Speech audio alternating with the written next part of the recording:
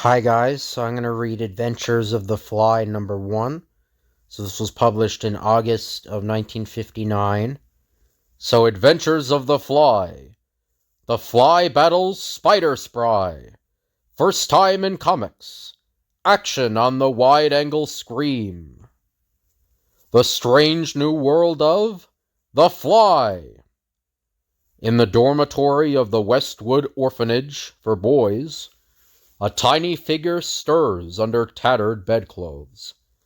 A sob hangs on the chill night air, and young Tommy Troy is instantly alert. Billy, what is it? What's wrong? Why are you crying?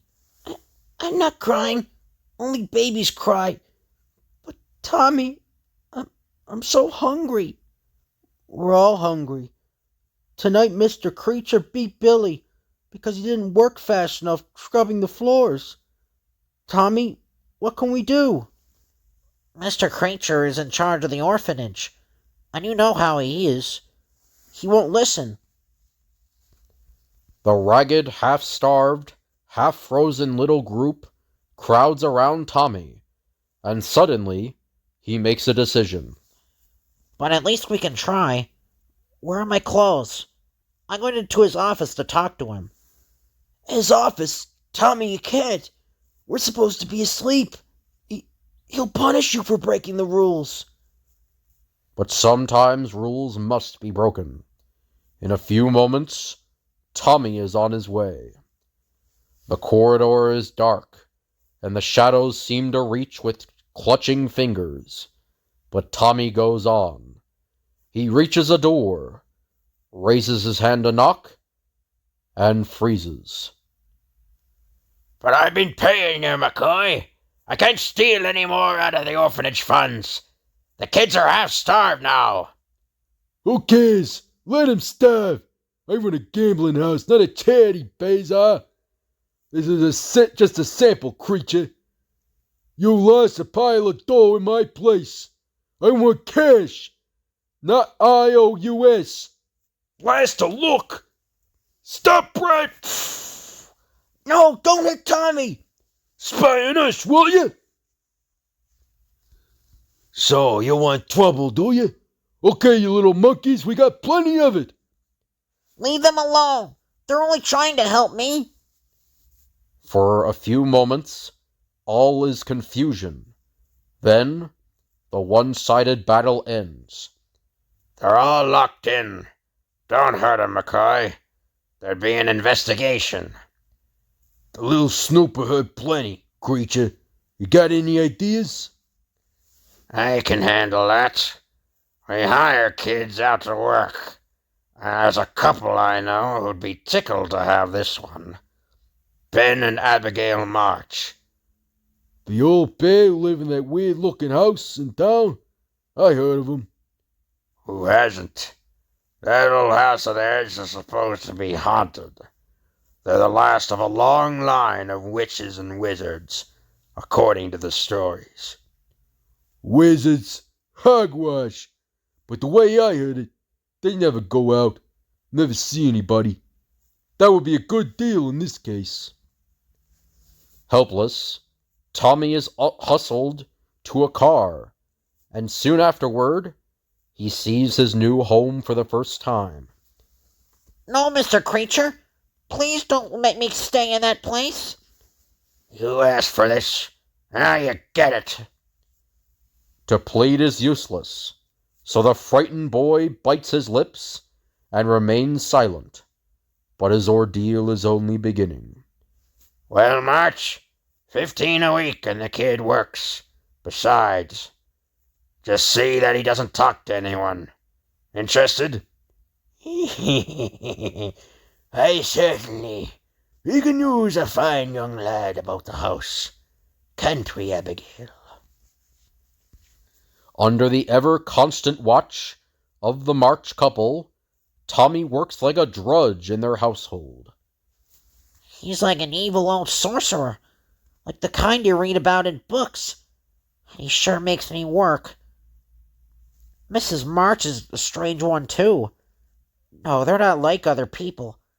They putter about in a room in the attic, which they keep locked. That room upstairs. That's where they say that old man March practices black magic. Drawn by the irresistible curiosity of all boys, Tommy one day finds the room in the attic unlocked. Tommy moves furtively about the shadowy room, taking in the evidence of experiments in forbidden fields. But the attic is huge, hot, piled with the litter of a century, and Tommy is tired. So tired. I've gotta rest. Sleepy. If I could only get rid of these flies. Hours pass. When Tommy's eyes open once again, the candle is guttering out, but something gleams in the dim light. A spider! While I was asleep, he spun a web, tried to trap the flies, but they've escaped, behind this strange glowing thing. Why, it's a ring! Gosh, it's keen, shaped like a bee, or a fly. Sure is a beauty. I'm gonna try it on. No sooner does Tommy put the ring on his finger when suddenly the room is pitched into darkness, and... What's happening? The ring is glowing, throwing a beam of light under that wall. Like a spotlight, only Only it's more than a spotlight, more like the opening of a fiery door into the unknown, where a form, not of this earth, appears and confronts the awe-stricken boy. Fear not, young lad of earth. I mean you no harm. Who are you? I am Turan, emissary of the Fly People. Our world exists on a dimensional plane outside your galaxy. You mean this ring has the power to reach into your world and let you into ours? Millions of years ago, my people were wise and powerful members of Earth's inhabitants. We developed the science of magic to a degree higher than the humans even dream about. But greed and struggle for power drove our people too far. Like your own atom bombs, our magic had the force of giants. Yes, we could move entire towns and cities with the use of it. But when our magic was adopted by power-hungry despots, we could no longer control it. One day, a mysterious gaseous explosion destroyed most of our race. Some of us escaped to another dimension. The others were reduced to the insignificant form of life known as the fly. Now, those of us who are left are at war with all greed and crime on this earth. All these years we have been waiting for one person, pure of heart, to carry on this war. You are that person, Tommy. To you, we bequeath all our powers. The ability to walk up and down the side of buildings. Muscles of steel 100 times the strength of a normal man. The secret of seeing in all directions. The cunning to escape any trap. All these powers will be yours, as long as you are deserving. You have only to rub the magic ring, and you will be projected into our dimension. You will assume the identity of the Fly. Golly, I hope I am deserving. Let's see, I rub the ring and... For a moment, Tommy spins into emptiness. Silver lightning seems to course through his veins. He feels his muscles swell, grow. His shabby clothing becomes sleek and shining. Why look at me. I'm bigger, stronger, another person. Yes, the Fly. Fearless in the face of danger, loyal to those in trouble, yeoman in the service of justice. Why, he's gone, vanished, without telling me how I turned back to Tommy Troy. In the service of justice, he said. Then if justice is to be served, I've got a job to do right. Now, on Creature and McCoy. Don't go away now. The action is about to start. So hold your breath and turn the page. Unknown to the human vermin who prey on the helpless and innocent, a new messenger of justice has been born. But even he does not know his own powers. So tonight, for the first time, the fly strikes. It's all so strange. These maddening vibrations in my ears. The voices of children. I can make them out. What am I? What can I do?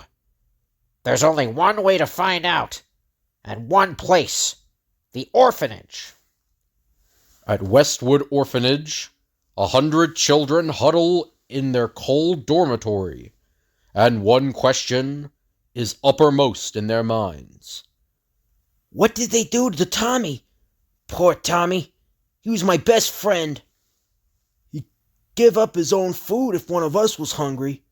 I wish I could help him. Poor kids. They're the ones who need help, and they're going to have it.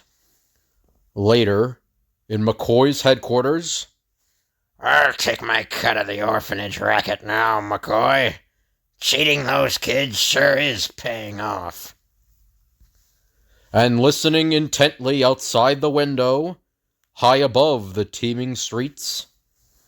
Now with that Tommy Troy out of circulation, at the marches, we can operate without fear of exposure. For a split second, the fly hesitates. His new body is strange to him. He does not know what it will do. But then, he finds out his legs uncoil like great springs. What is it? It looks like a big fly! This isn't as simple as tackling a bunch of kids, is it? What's going on, boss? Hey, what? Better learn to knock before you open doors. And now you can all tell the police how profitable your racket was. After he has delivered his charges into the custody of the law, the fly once more returns to the attic in the March house. I have completed my mission of justice. How do I return to my other identity? You can call him. You say, Tommy Troy. The fly then calls out, Tommy Troy! and in the next instant, What? Why, I'm truly Tommy Troy again. Shall I always have this power, Turan?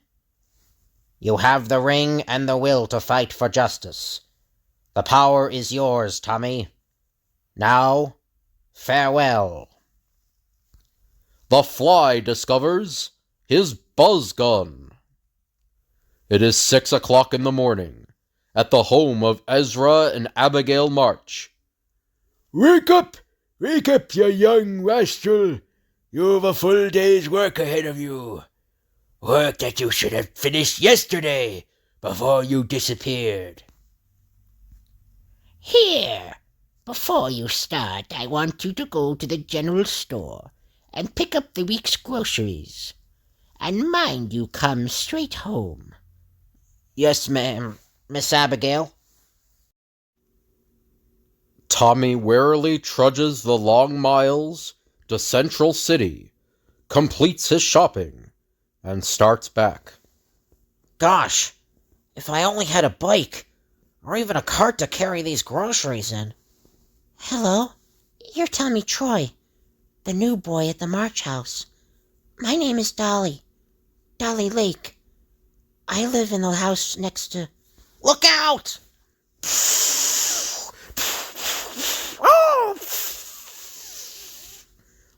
Tommy's bundles are scattered all over the landscape, as, without hesitation, he leaps into the path of the speeding cars, to shove the terror-stricken little girl out of harm's way.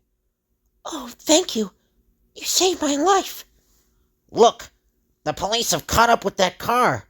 They're shooting it out with those gunmen. On split-second action, Got to go now. Tommy. Oh, Tommy, don't go. I'm afraid. Tommy rubs his magic ring and, I wish to be the fly. once again, Tommy experiences the strange sensation of change. And, in a flash, he becomes the Fly. Those policemen, they're outnumbered and facing machine gun fire. I'll make this argument more equal.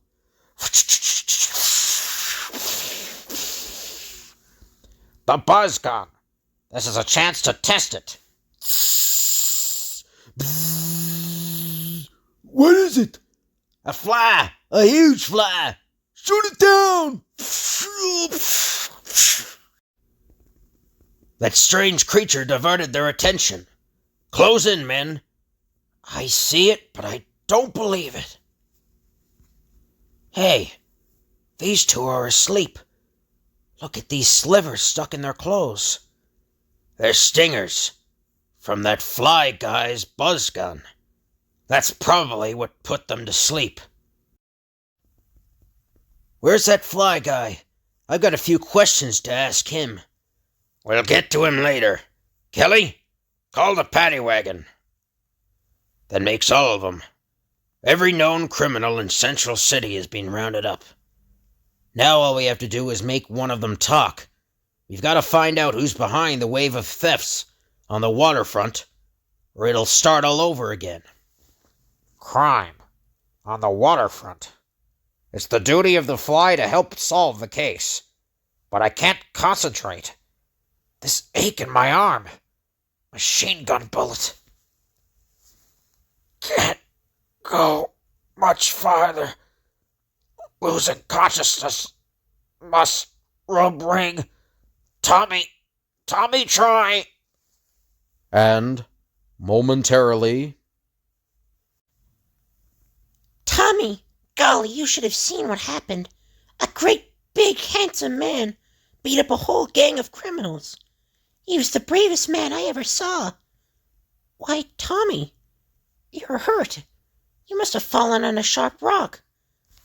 It's nothing, Dolly. Only a scratch.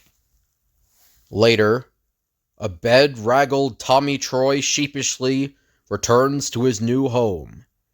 So, you lazy young jellyfish. Gone all morning when there's work to be done here. And bringing in the groceries. In such a mess. There's only one way to teach this lad respect. Into the woodshed with you. Take that, and that, and that.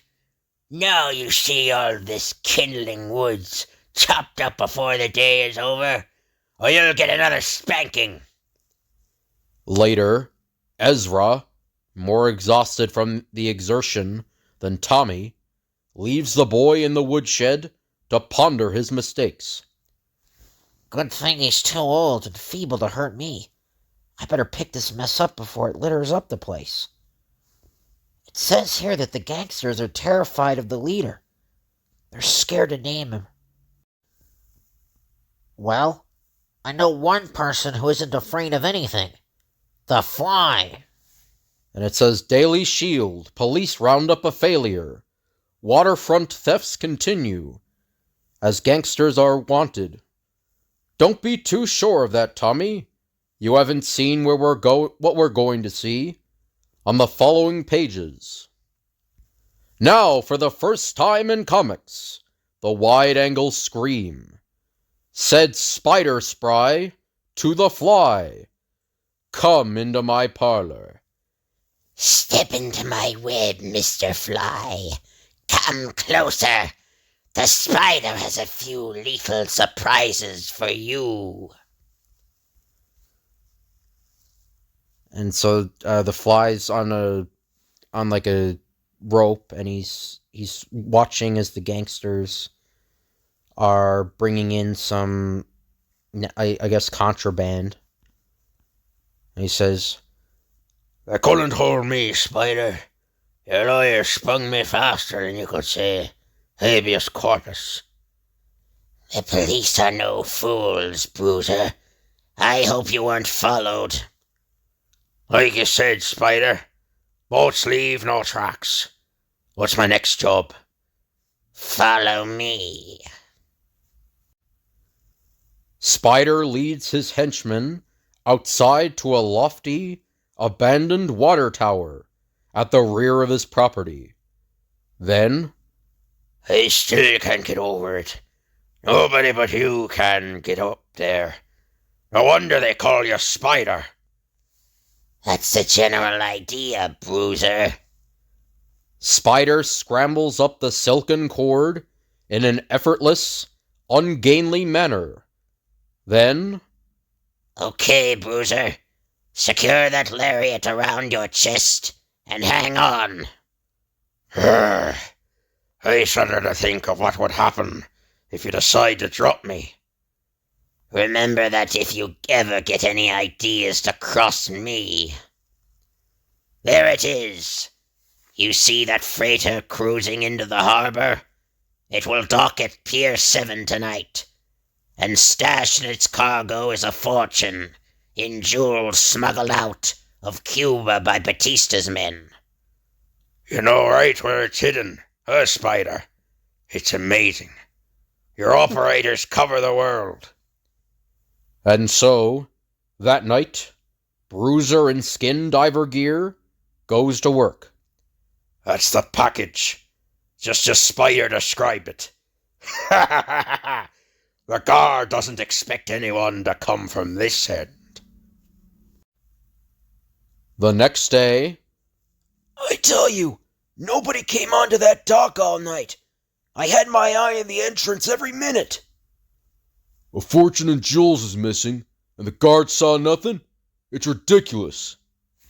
If nobody came onto the dock, the thief must have come from somewhere else. Of course, the water. It's too simple. as the Fly peers out into the horizon, he is almost blinded by a glaring spot in the distance.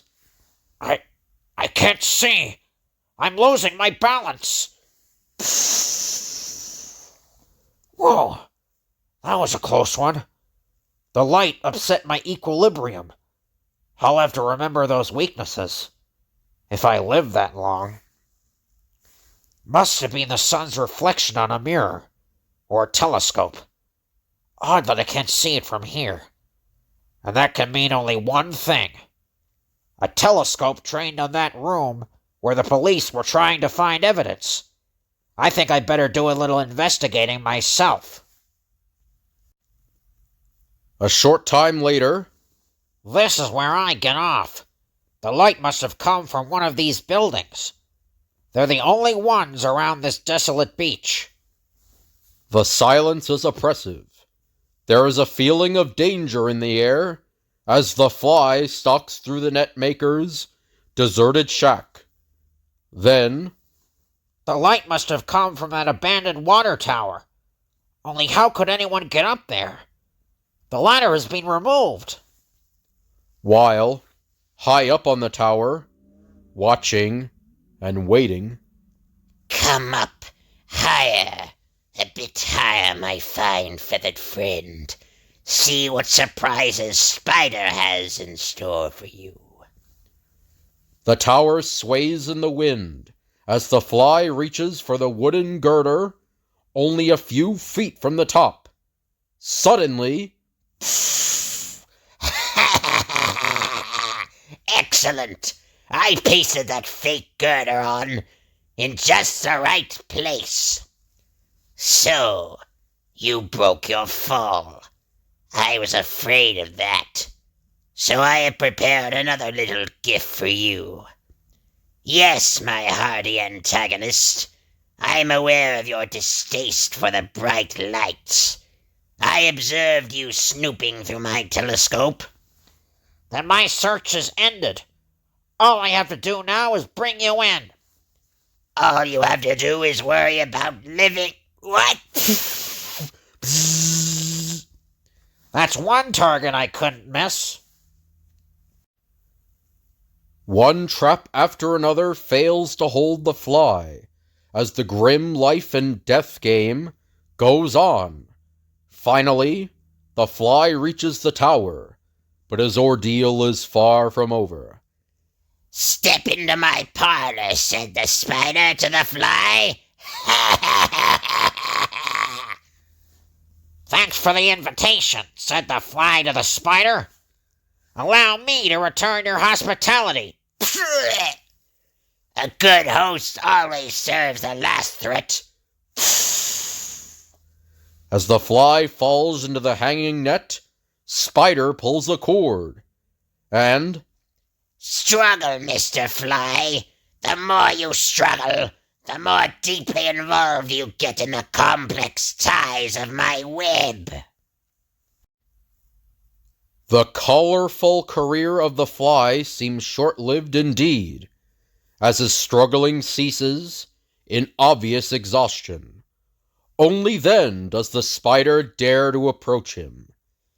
I'm afraid I'll have to suspend you in midair, Mr. Fly. If you're lucky, your friends will find you, if they can get to you. Meanwhile, I'll be well on my way to South America, to spend my new fortune without having to split it with that lout bruiser. Now fly right, as they say. As Spider attempts to push his victim through the trapdoor, the fly summons his last ounce of strength to lash out at his captor. This fisherman's knife. Good of you to keep it in handy for emergencies such as this. And moments later, You just hang around until the law gets here. I'm sure you'll find the police trap fascinating. Goodbye, Mr. Spider. it is evening when the fly finally returns to the woodshed of the March home. Mr. March should be looking for Tommy Troy soon, which gives me just a couple of minutes to get that wood chopped. So there's this weird little ad in the middle of the story. So the gentle art of jiu-jitsu. Bill Bell of the Shield's Young Americans Club shows how to tame a tiger in 2 easy lessons. 1. A member of the tiger's gang attempts to grasp Billy, who will swiftly turn his head to the side to loosen the grip. 2. Billy grasps the tiger's arm with both hands in an upper grip. He turns it outward, rotating it in the direction of his little finger. 3. Billy turns Tiger's arm toward the right at shoulder level. Bill then whirls about on his right foot and locks Tiger's right leg from the front with his left leg in such a way that Tiger will fall. Lesson number 2. To release himself from Tiger's hold, Billy must quickly apply a counteracting grip. Billy brings his left arm from the rear over Tiger's right shoulder and applies the chin grip as illustrated. At the same time, Billy lifts Tiger's right leg high above the ground by thrusting his right arm under Tiger's knee. Tiger loses balance, and Billy topples him. Tiger's leg is then used as a lever over Billy's thigh to prevent a future attack. The Search, a short feature with a big punch. I'm looking for the man in this photo, soldier. I understand he's been seen around this camp. Haven't seen him, stranger. You might try the general's daughter. Later, No, but he'll be around again when trouble comes. And I just can't wait. Later, He pops up now and then, stranger, when he's needed. We don't know who he is and where it comes from. And when it comes, it's as if an atom bomb had been set off. I call him the Shield. I gotta find him Fast. I have a tip that a super spy is after a secret missile trigger in this camp. Your information is correct, mister. Out of the way!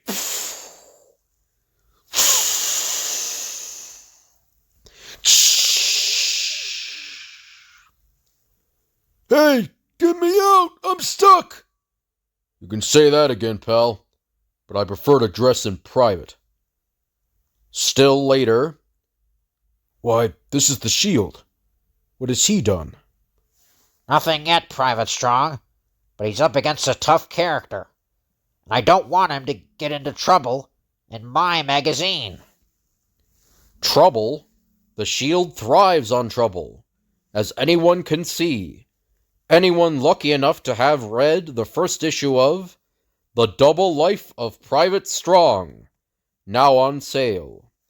You'll thrill to the mild-mannered army private who packs the power of an atom bomb beneath his khaki uniform.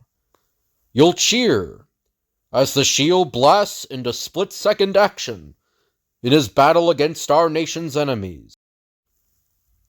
In a blaze of red, white, and blue comes the Shield with adventure for you.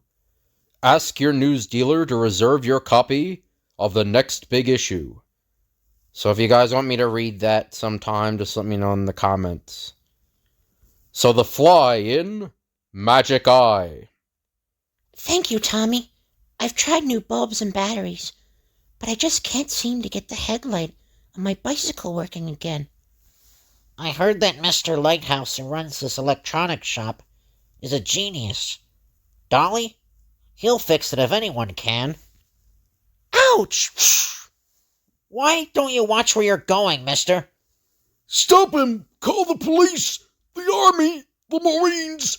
He got away! He's out of control! Who? Who's out of control? Who? Glenn Glim. The robot, of course. The man who walked out of here. He operates through this magic eye. By remote control, I press a button and he's supposed to move accordingly. But the thing's out of control.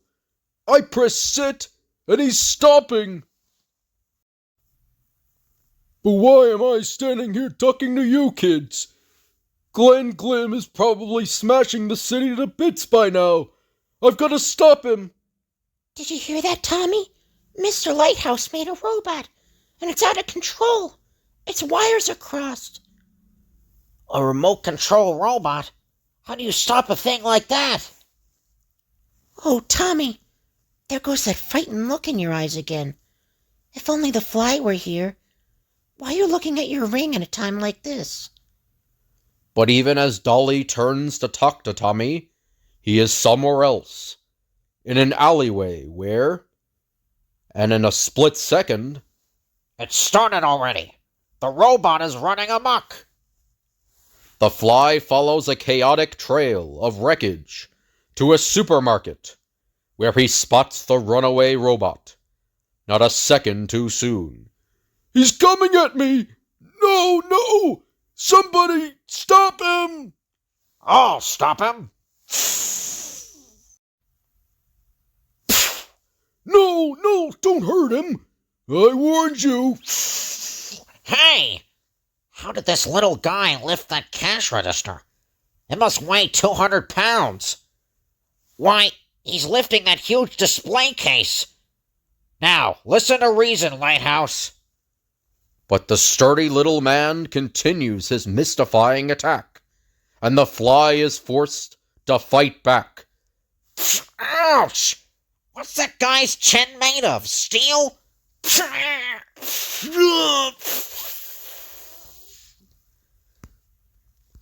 Mystified and humiliated, the Fly is taking a fearful pasting from the little man when, The remote control gadget. I wonder. I'll just press this off button and... Why, Lighthouse seems to have stalled. So, you stopped him. Thank goodness. That little robot is packed with enough power to wreck the city. Robot? Him? But I thought you... Goodness, no. I'm Lighthouse, the electronics genius. That's Glenn Glim, the robot I built. Only when he overpowered me and took the remote control panel away from me was I so dazed I didn't know who I was. By the way, who are you? I'm getting confused myself. But never fear, our hero will fly right in the next power-packed issue. So join Tommy Troy, Dolly, and perhaps Spider in Adventures of the Fly number 2. So hope you guys enjoyed the video. If you could like, comment, and subscribe, that'd be appreciated. If you have any requests you want me to do, just let me know in the comments down below, and I'll tell you when I can do the request. Thank you all for watching, and I'll see you guys later.